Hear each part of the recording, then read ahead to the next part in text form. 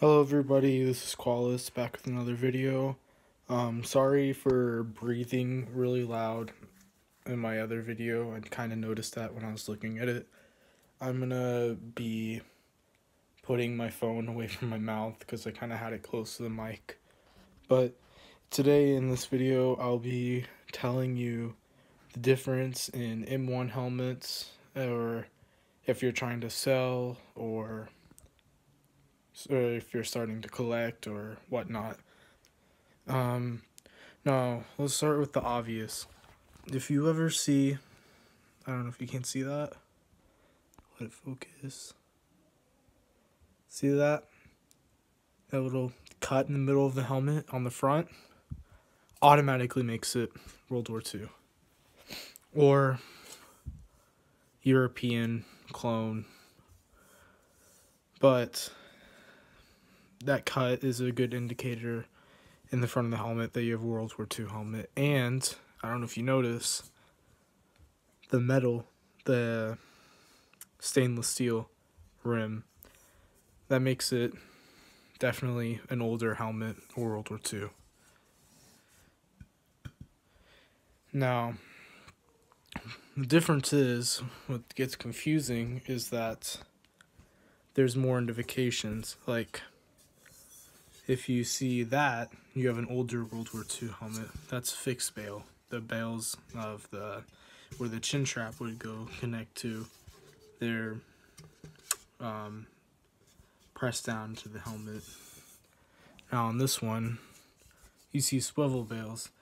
Now that's not a bad thing, just after World War II, or late in the World War II, they switched to these, the swivel bails, and after World War II, they reissued a lot of World War II helmets in Vietnam, and they got rid of the fixed bails, or they fixed them to make them into swivel bails, because these would break off. Like, look on the other side on this one. This one's gone, which is, common.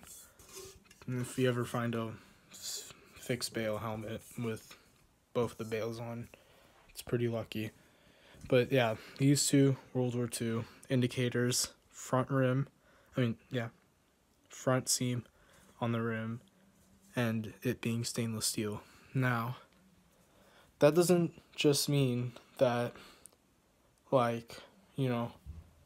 you could have a rear seam, and let me show you a rear seam example. This is a late war helmet. Now, look, I still have the chin strap. It's khaki, which means it's World War II. If you ever have khaki chin strap like that, it's probably an indicator that it's World War II, or a khaki liner. Definitely if you have a khaki liner, that's World War II. Now this one has a rear seam, but another indicator, hold on, let me take this liner out, is the heat stamp, which you could usually find, I need better lighting, right here at the front. You can't really see it. Right there. And we can usually look it up. You can look at forums, ask people who know more.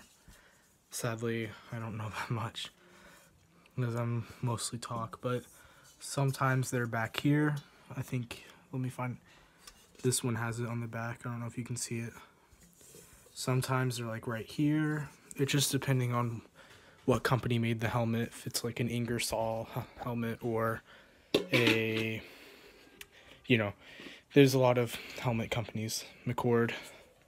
Actually, no, I think that was a liner. Anyways, liner company. Anyways, now let me show you the difference between Vietnam helmets and a World War II rear seam. I think I already mentioned, but look how it's khaki. Now look at this one. Yeah. See, this has a green inside. A green type of cotton nylon, and this one is a khaki tannish cotton. Yeah.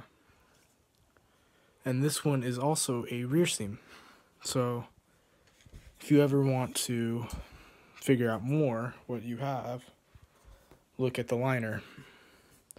Because liners kind of tell a lot about what you have. Because just because it's a rear seam doesn't mean, you know, it's not World War II if you're looking for a World War II helmet.